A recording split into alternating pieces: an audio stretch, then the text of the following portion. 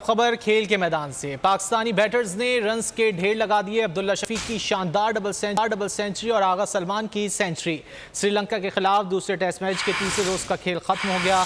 5 विकेटों के नुकसान पर 563 रन बना लिए। पहली इनिंग्स में 397 रन की बढ़तरी हासिल कर ली। अपने डबल सेंचुरी स्कोर की। उन्होंने 326 गेंदों पर 19 चौकों और 4 छक्कों की मदद से 201 रन बनाए। आगा सलमान 132 रन बनाकर विकेट पर मौजूद हैं। आजम 39 जबकि सऊद शकील 57 रन बनाकर आउट हुए।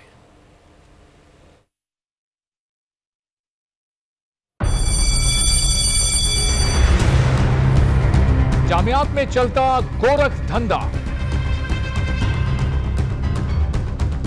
नौजवानों के मुस्तकबिल से खेलने वाली काली भेड़ों के आगे हुकूमत और इंतजामिया मुकम्मल बेबस। मुस्तकबिल के मेहमानों के तहफ्फुज के लिए बोल ने उठाई आवाज। सहाफती फराइज को निभाते हुए पहुंचाई हर खबर अवाम तक। बड़े स्कैंडल से जुड़े तमाम हकाइक रखे अवाम के सामने, क्योंकि बोल है पाकिस्तान का नंबर 1 न्यूज चैनल।